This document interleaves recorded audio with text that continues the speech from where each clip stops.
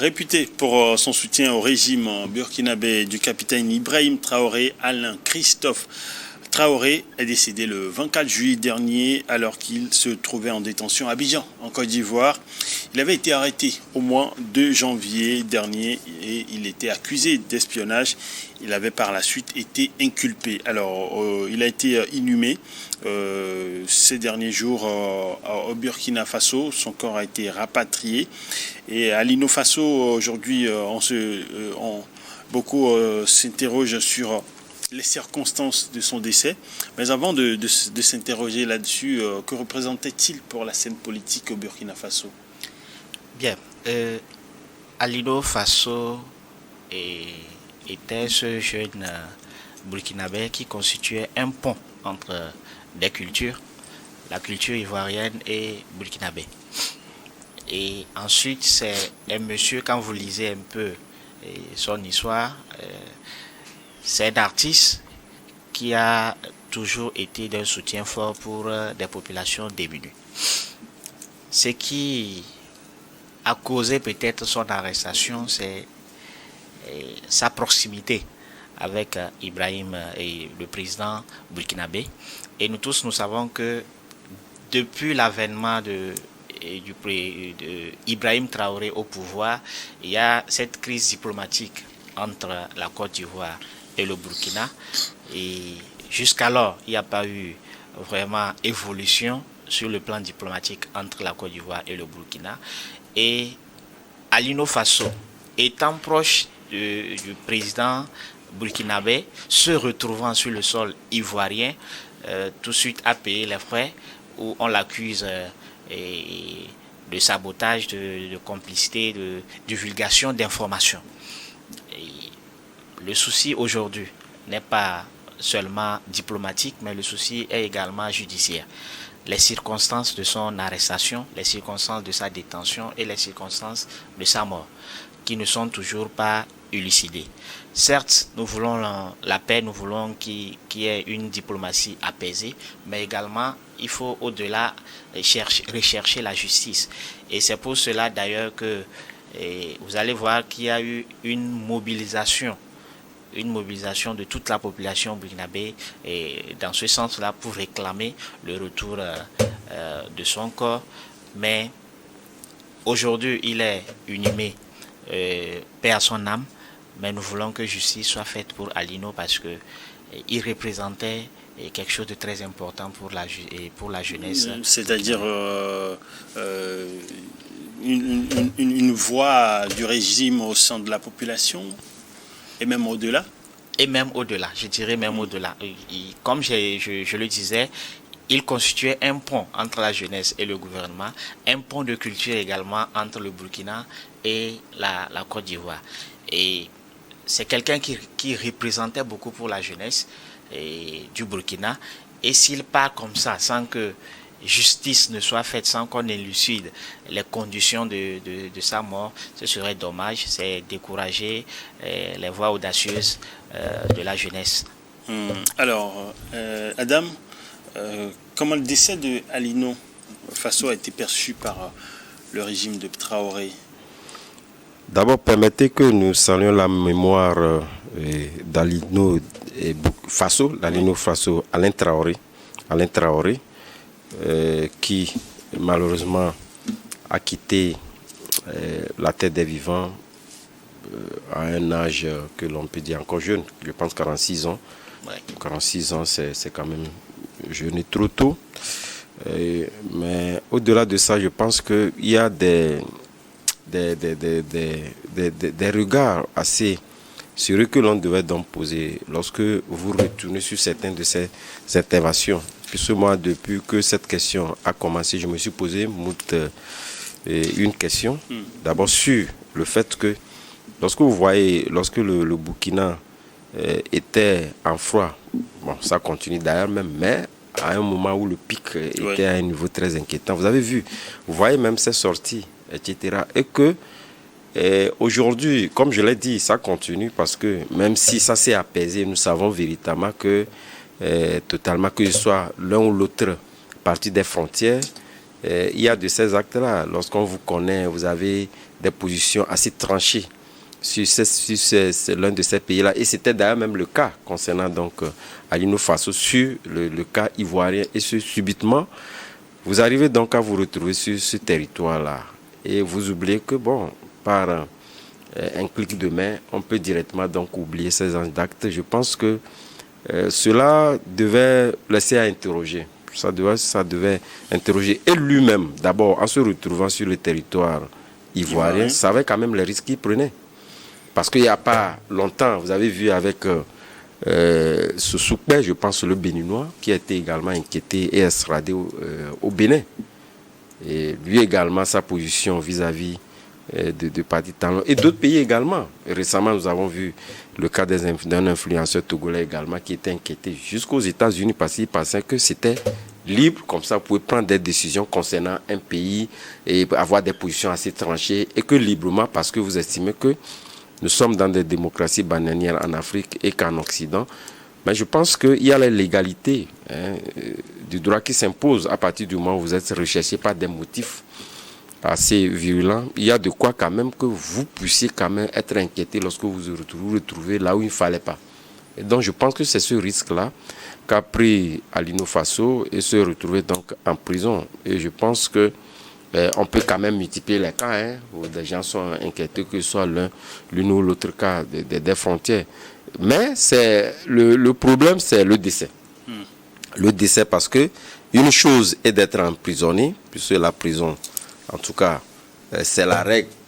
En réalité, lorsque vous êtes accusé des actes qui n'y cadrent pas, on peut vous emprisonner.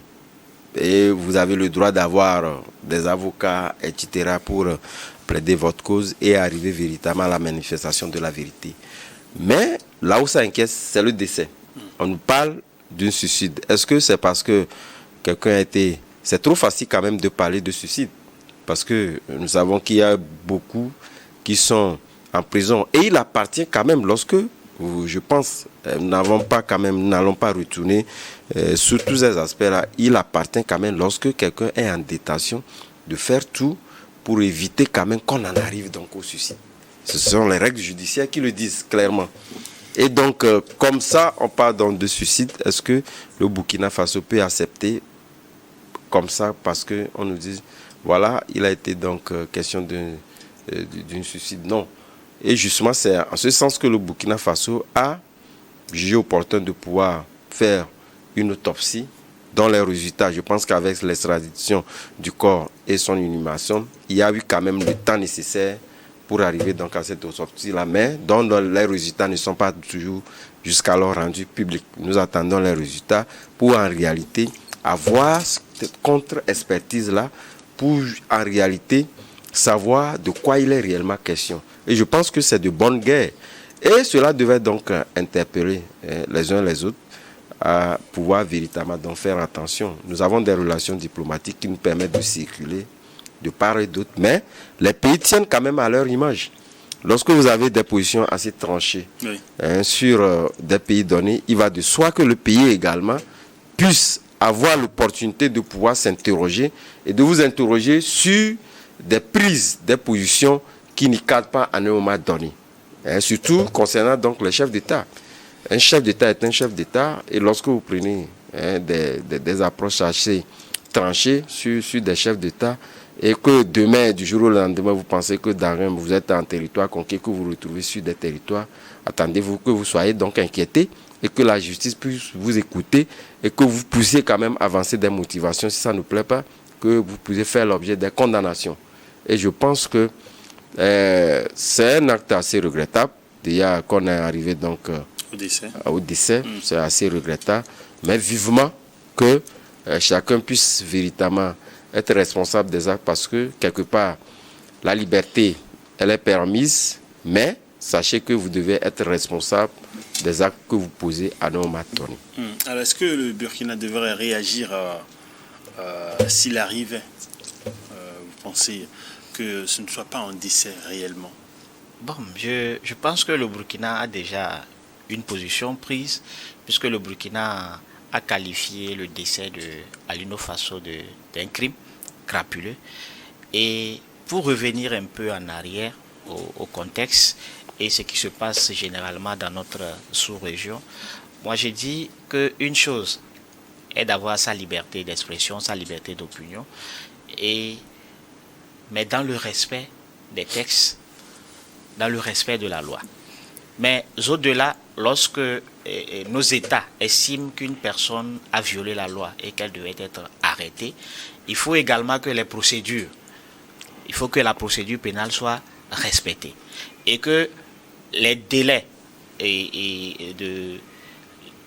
de détention préventive également soient respectés. Parce que je pense que Alino Faso a fait plus de 6 mois. Il était inculpé. Il était inculpé et la détention préventive allait déjà à 6 mois, sans jugement, sans rien. Et il n'était pas en prison. Il n'est pas mort en prison.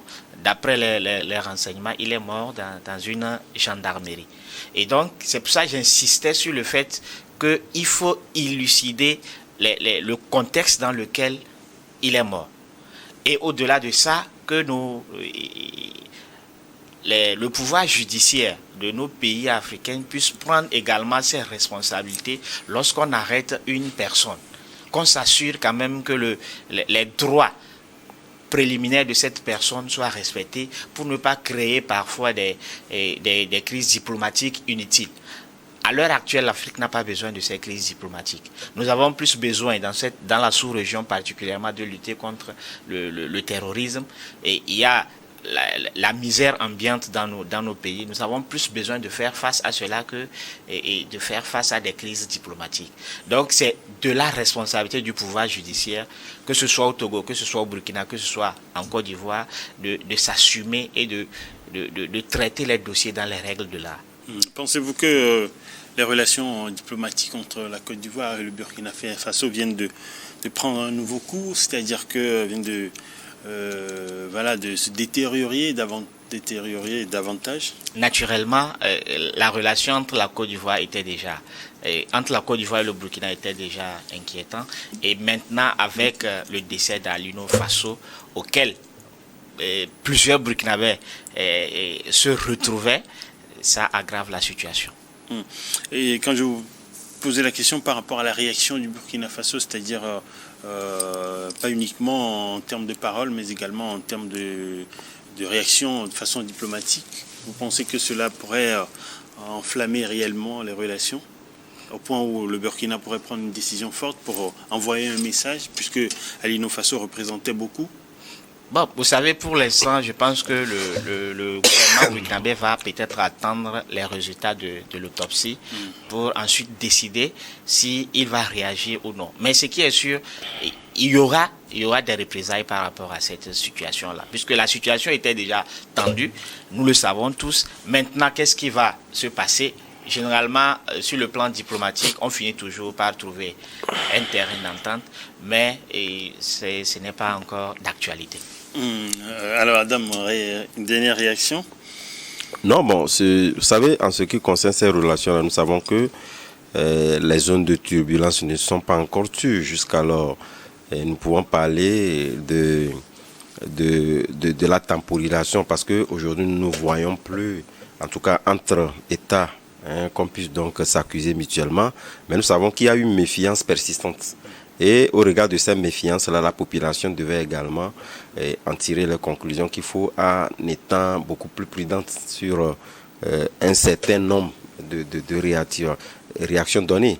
Mais justement, en ce qui concerne cette mort-là, de toute évidence, le Burkina va se réserver le droit qu'après l'autopsie contraire qui devait donc être menée, les résultats qui en découleront, pouvoir quand même demander un certain nombre de comptes. Cela reste des motivations assez diplomatiques, puisque nous savons, quels que soient les cas, en tout cas les pays africains ont toujours nourri cette fraternité-là, oui. Et qu'arriver au-delà n'est pas quand même, demain n'est pas la veille, mais de toutes les façons, cela reste des motivations assez diplomatiques qui ne resteront pas lettres mortes. On espère que cela ne va pas enflammer davantage les relations entre les deux pays, parce que comme vous le disiez tout à l'heure, la sous-région n'a pas besoin d'une situation pareille. Le plus inquiétant pour moi, c'est pas la relation entre le gouvernement de Ouagadougou et d'Abidjan, mais c'est la relation ou bien le climat entre les populations.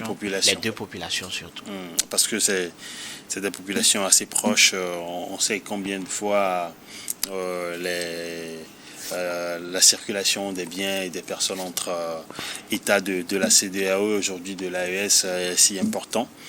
Alors, on va observer la troisième et dernière pause et aborder la quatrième actualité qui nous intéresse dans cette émission, c'est-à-dire celle liée au Togo. À tout à l'heure.